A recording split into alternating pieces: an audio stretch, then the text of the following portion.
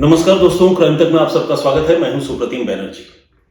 आज की कहानी हम सबके लिए बहुत ज़रूरी है। बहुत ज़रूरी इसलिए क्योंकि ये एक ऐसी घटना है जिसके बारे में जानना और अपने आप को सुरक्षित रखना, ये दोनों एक दूसरे से को-रिलेटेड चीज़ है। और हम लोगों को ये कोशिश करने की ज़रूरत है कि इस तरह की घटनाओं से हम कैसे बचें और इस तरह की घटनाओं का प्रतिकार कैसे करें। तो आज मैं जो वाकया, जो कहानी आप लोगों को बताने वाला हूँ, उसके साथ-साथ कुछ इसके बारे में भी चर्चा करने वाला हूं कि इससे बचने का तरीका क्या हो सकता है। तो आइए शुरुआत करते हैं। ये घटना दिल्ली के करीब उत्तर प्रदेश के शहर गाजियाबाद से है और घटना है 27 ऑफ अक्टूबर की, 27 तारीख की, यानी इसी महीने की बात है।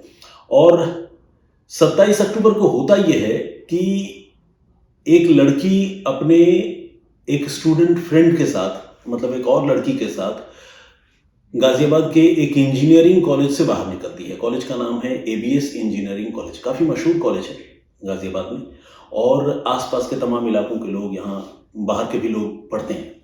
तो इस कॉलेज की वो स्टूडेंट है और कंप्यूटर साइंस में इंजीनियरिंग की पढ़ाई कर रही है वो। तो वो जब वहाँ से बाहर निकलती है, ऑटो पे सवार होती है और ऑटो पे सवार होकर गाजियाबाद के पास एक और टाउनशिप है जिसका नाम है हापुड़, वहाँ के लिए वो रवाना होती है। अभी वो ऑटो में बैठती है, जा रही होती है, तब तक गाजियाबाद से गुजरने वाले नेशनल हाईवे नंबर 9 पर दो रॉबर्स एक बाइक में ऑटो में बैठी इन लड़कियों का पीछा करने लगते हैं। इन लड़कियों को इन रॉबर्स के बारे में कोई खबर नहीं है, कोई जानकारी नहीं है, क्योंकि वो ये सोच भी नहीं सकती कि वो ऑटो में बैठ के कहीं जा रही है तो कोई, मतलब ऐसे सरेशाम उनके पीछे पड़ भी सकता है, कोई उन्हें टारगेट भी कर रहा होता है या फॉलो कर रहा होता है। लड़कियां सेंस नहीं कर पाती उस समय।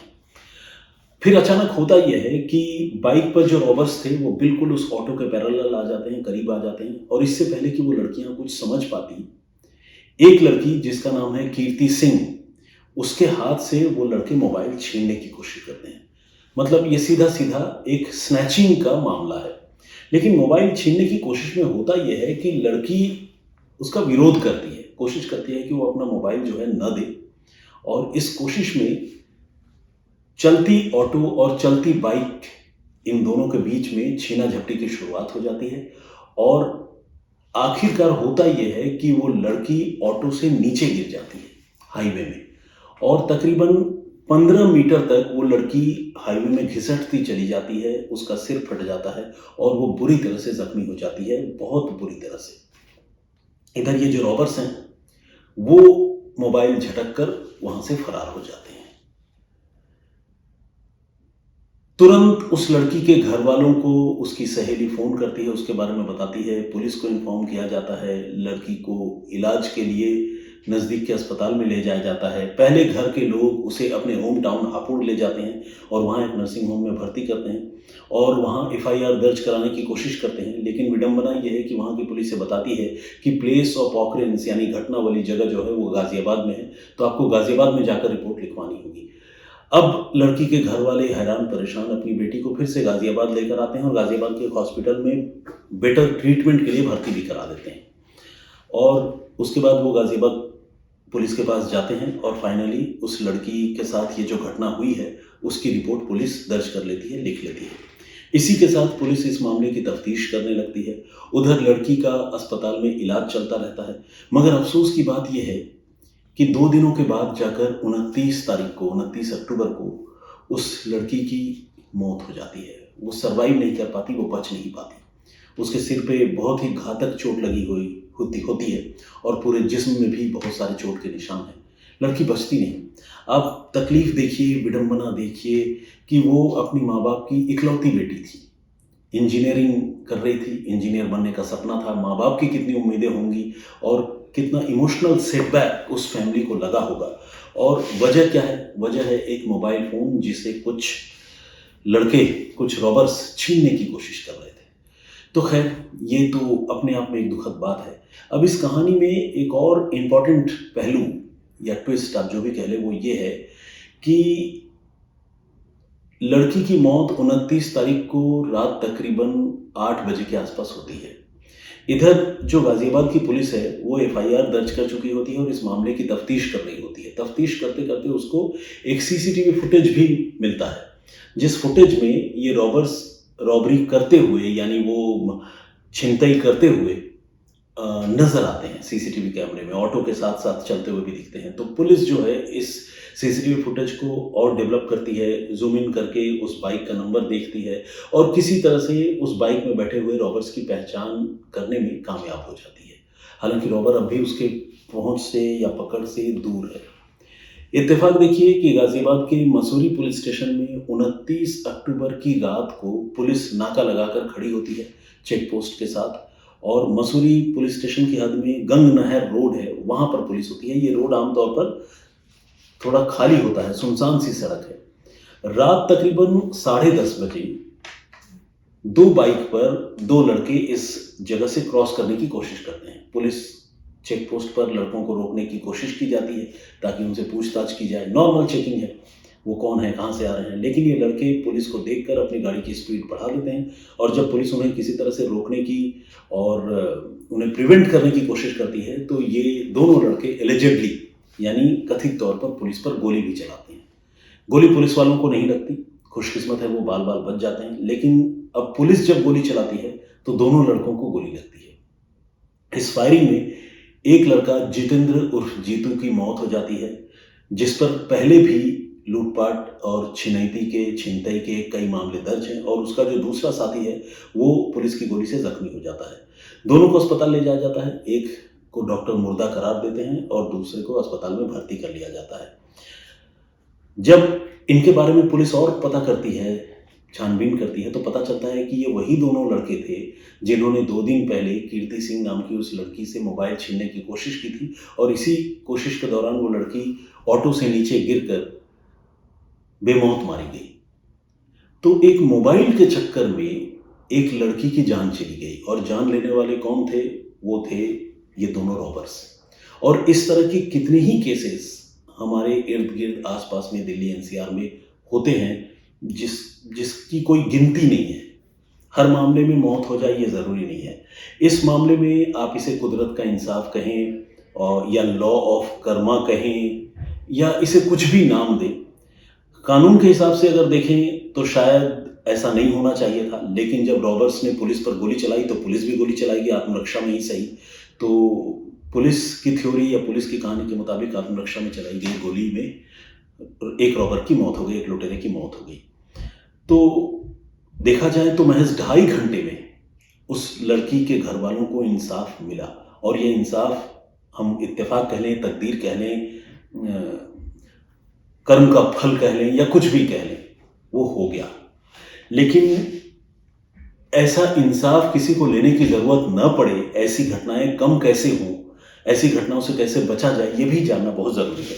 लेकिन वो बताने से पहले, उस पर चर्चा करने से पहले आपको एक और बात बताना चाहता हूँ। इस तरह की घटनाएं इतनी ज़्यादा होती हैं कि उसका कोई ठिकाना नहीं है। बहुत सारे मामले तो पुलिस तक पहुँचते ही नहीं है। झपटमारी के, स्नैचिंग के वो मामले जो ख़तरनाक टर्न ले लेते हैं, या कोई बहुत बुरी तरह से ज़ख्मी हो जाता है, किसी की जान चली जाती है, किसी से बहुत ज़्यादा रुपए पैसे या से भरा बैग या बहुत कीमती कोई चीज़ लूट या छीन ली जाती है, तब वो मामले जो है वो पुलिस के पास भी जाते हैं और मीडिया की सुर्खियां भी बनते हैं। अदरवाइज लूटने झपटने की न जाने कितनी कोशिशें हर रोज़ दिल्ली एनसीआर में होती है जिसका कोई ठिकाना नहीं है। तो कुछ आंकड़े भी मेरे पास है। अगस्त में नॉर्थ ईस्ट दिल्ली में स्नैचर्स ने 32 साल के एक नौजवान की चाकू मारकर हत्या कर दी थी। ये दिल्ली की घटना है।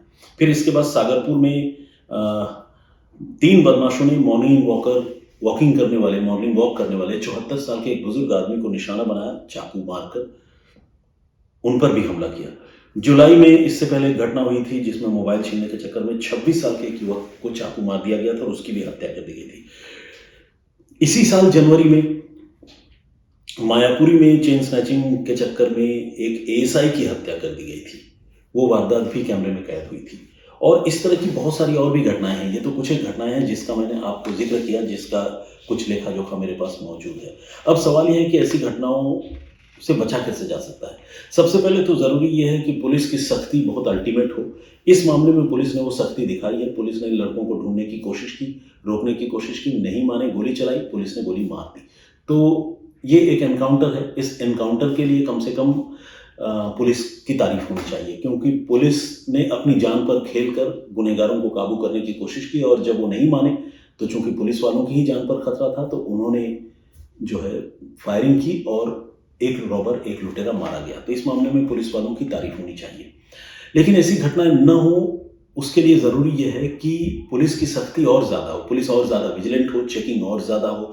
जो भी इस तरह के हार्डकोर क्रिमिनल हैं, उन पर पुलिस की नज़र होनी चाहिए। और अदालतों के लिए ज़रूरी ये है कि वो इस तरह के प्रोफेशनल क्रिमिनल जो 10 मामले, 12 मामले, 8 मामले, 10 मामले, 20 मामले अपने सिर पर लिए घूम रहे हैं, अलग-अलग घटनाओं को अंजाम देते हैं, पता नहीं उन्हें ज़मानत पर अदालत कैसे रिहा कर देती है। मुझे इस बात की बड़ी हैरानी होती है। तो इसके लिए अदालतों को भी थोड़ा सोचने की ज़रूरत है। ये मेरी व्यक्तिगत राय या सोच है। पुलिस की सख्ती के बारे में मैंने आपको बताया है। साथ ही अब हम लोगों के लिए क्या है? हम लोगों के लिए ज़रूरी ये है कि हम बहुत सजग सतर्क रहें। कभी भी हम घर से बाहर निकलें तो दिल्ली एनसीआर का जिस तरह का माहौल है, इस माहौल में हम ये निश्चिंत होकर न जाएँ कि हम मोबाइल फ़ोन या कोई भी वैल्यूएबल चीज़ या सोने के ज़ेवर पहनकर रास्ते में निकल जाएँगे तो मेरे साथ कुछ नहीं होगा और मेरी कोई गलती थोड़ी है। ऐसा नहीं सोच सकते, क्योंकि बेशक गलती आपकी ना हो, आप कानून के मुताबिक ही चल रहे हों, लेकिन अगर कोई लुटेरा या क्रिमिनल आप पर कोई वार करता है, हमला करता है, तो नुकसान तो आपका होगा। फिर आप गलती और सही जस्टिफाई करने के लिए के लायक रहेंगे या नहीं, इसकी भी गारंटी नहीं है। तो इसीलिए उस विवाद में न पड़ के कि आप सही हैं या गलत है, आपको बहुत सजग सतर्क रहने की ज़रूरत है। मैं तो ये सजेस्ट करूँगा कि जितना ज़्यादा हो सके ऑर्नामेंटल चीज़ें मतलब गोल्ड, ज्वेलरी वगैरह फ्लॉन्ट करने की कोशिश ना करें। एक तो ये मेरा सुझाव है। दूसरा ये कि अगर कभी स्नैचिंग जैसी चीज़ होती है, कोई झपटमारी जैसी चीज़ होती है, तो जान से बढ़कर कोई दूसरी चीज़ नहीं होती है। इसीलिए ज़रूरी ये है कि फ़ौरन आपके पास जो भी वैल्यूएबल्स हैं, आप उस क्रिमिनल को जो आपसे लूटने, झपटने या गन पॉइंट पर आपको डराने की कोशिश कर रहा है, उसे दे दें। जान बचाएँ। उसके गाड़ी का नंबर याद करने की कोशिश करें, उसके चेहरे को अच्छी तरह से देखने की कोशिश करें, उसके अपीयरेंस, उसके हुलिये को देखने की कोशिश करें, ताकि जब आप पुलिस के पास जाएँ और उसके बारे में बताएँ और अगर वो गिरफ्तार होता है तो आप उसे पहचान पाएँ। कानूनन उसे सज़ा दिलाने की कोशिश करें, लेकिन उससे कन्फ्रंट ना करें। ये कन्फ्रंट करना और मोबाइल फ़ोन या कोई भी वैल्यूएबल चीज़ को बचाने की कोशिश करना, देखिए इसमें बहादुरी वाली बात तो है, इसमें कोई दो राय नहीं है। लेकिन ऐसी बहादुरी जो जानलेवा साबित हो, तो इस तरह की बहादुरी में समझदारी नहीं है। हाँ, किसी के साथ ज़्यादती हो रही है तो फिर इंसानियत का फ़र्ज़ या तकाज़ा यही है कि हम उसे ज़रूर इंटरवेन करने की कोशिश करें, रोकने की कोशिश करें। लेकिन वो भी अपनी सिक्योरिटी, अपनी सेफ्टी को देखते हुए।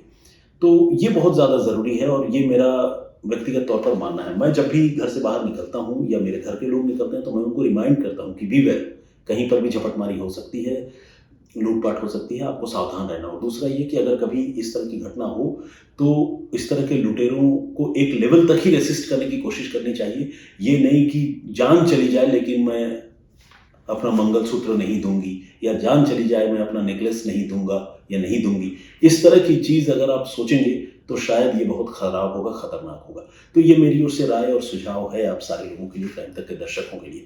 तो आज के लिए इतना ही।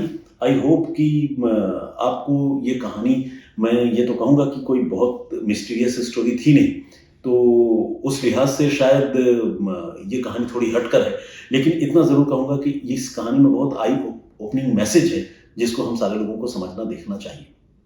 एक स्टोरी जो मैंने प्रीवियसली सुनाई थी आप लोगों को, वो स्टोरी है एक पुनर्जन्म की, जिसमें एक महिला के बेटे की तकरीबन 14-15 साल पहले मौत हो गई थी और उस महिला को ये लग रहा था कि एक सांप के रूप में उसके बेटे का जन्म हुआ है और फिर उसने एक कोबरा सांप को अपने घर में पालना शुरू कर दिया था। उसके बाद इस मामले में एक बहुत अप्रत्याशित, जिसे कहते हैं ना कि अनप्रेसिडेंटेड टर्न आया। क्या हुआ उस मामले में, अगर आप जानना चाहते हैं तो क्राइम तक के प्लेलिस्ट में जाकर सुप्रतिम से सुनिए, मैं आपको कहानी सुन सकते हैं। वो कहानी वाकई बड़ी हैरान करने वाली भी है और दिलचस्प भी है, तो दुखद भी है, क्योंकि है तो क्राइम की ही कहानी, अपराध से जुड़ी हुई है और मतलब उसमें डेथ वाली बातें हैं तो दुखद है, लेकिन वो कहानी मिस्टीरियस भी है। तो आप वो सुनना अगर चाहें तो ज़रूर सुनें। कुछ कमेंट्स में पढ़ता हूँ। रैंडम वाइब्स के नाम से एक आईडी है, उन्होंने कमेंट किया, हार्ट टचिंग स्टोरी उन्होंने लिखा है। जक ओके के नाम से एक आईडी है, उन्होंने लिखा very nice narration of this story and always, thank you very much. Rekha Bhatt ji हमेशा बहुत आशीर्वाद देती हैं और बहुत मेरे लिए पॉजिटिव सोच रखती हैं। पुनर्जन्म होता है उन्होंने लिखा है, और प्रणाम, धन्यवाद, जय हिंद, जय भारत, ऐसा भी लिखा है। कुदरत का कमाल है, ऐसा लिखा है मौलाना निसार अहमद नागपुरी साहब ने। प्रदीप भांबू जी रेगुलर लिसनर है हमारे, उन्होंने विश किया है।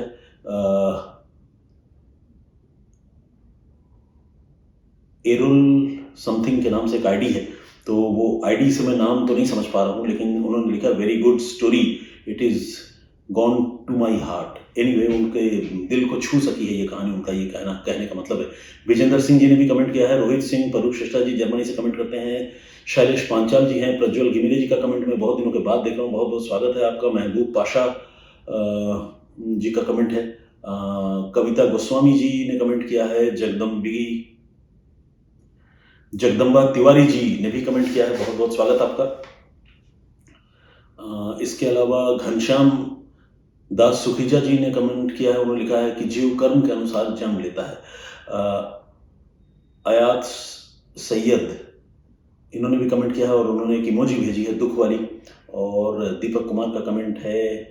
सुमिता जी का, सुमिता पासी ने कमेंट किया है, बहुत बहुत स्वागत आपका। सोनम जी ने कमेंट किया है।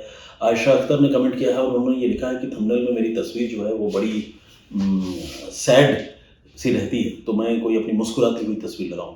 देखिए, बात तो सही है, लेकिन जिस तरह की कहानियां मैं आप लोगों के लिए लेकर आता हूं, वो कहानी अक्सर दुख भरी, दर्द भरी होती है, तो उसमें बंदा मुस्कुराए भी तो कैसे मुस्कुराए, वो भी बड़ा मतलब मिसफिट टाइप की बात हो जाएगी। एनीवे, अगर कभी नेचुरली किसी बात पर हंसी आ गई या मुस्कुराहट आ गई तो वो तो खैर आ ही जाएगी। अदरवाइज मैं कोशिश करता हूँ कि इस तरह की कहानियाँ सुनाते हुए मैं थोड़ा सीरियस रहूँ भी।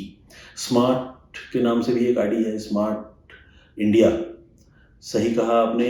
इन्होंने लिखा, मैं अपने मोबाइल का पासवर्ड भी भूल जा गया। मैंने बेसिकली ये कही थी पिछली स्टोरी में कि पुनर्जन्म एक ऐसी चीज़ है जो हिंदू धर्म के मुताबिक या सिखिज्म के मुताबिक होता तो है, लेकिन ज़्यादातर लोगों को पिछले जन्म की बातें याद नहीं होती। कुछ एक लोगों को याद होती है। इस तरह के कई सारे केसेस स्टडीज़ भी हमने देखे हैं। लेकिन मैं ये बता रहा था कि ज़्यादातर लोगों को याद कहाँ से होगी पिछले जन्म की बातें, यहाँ खुद इसी जन्म की बातें याद नहीं रहती है। तो ये जो मेरा कमेंट था, इस कमेंट पर हमारे एक दर्शक ने लिखा है कि मैंने बिल्कुल सही कहा, वो अपने मोबाइल का पासवर्ड भी भूल जाते हैं। तो खैर, ये एक लाइटर नोट वाली बात थी जिस पर देखिए हंसी आ गई। तो anyway, thank you very much all of you मेरे साथ जुड़ने के लिए और इतना सपोर्ट करने के लिए। आपसे गुजारिश है कि प्लीज़ इसी तरह से बने रहिए। मैं फिर कोई नई कहानी, कोई नई किसी नए वाक़ये के साथ आप लोगों के सामने हाजिर होऊंगा। तब तक के लिए अपना बहुत ख्याल रखिए और फिलहाल मुझे इजाज़त दीजिए। जय हिंद, जय भारत।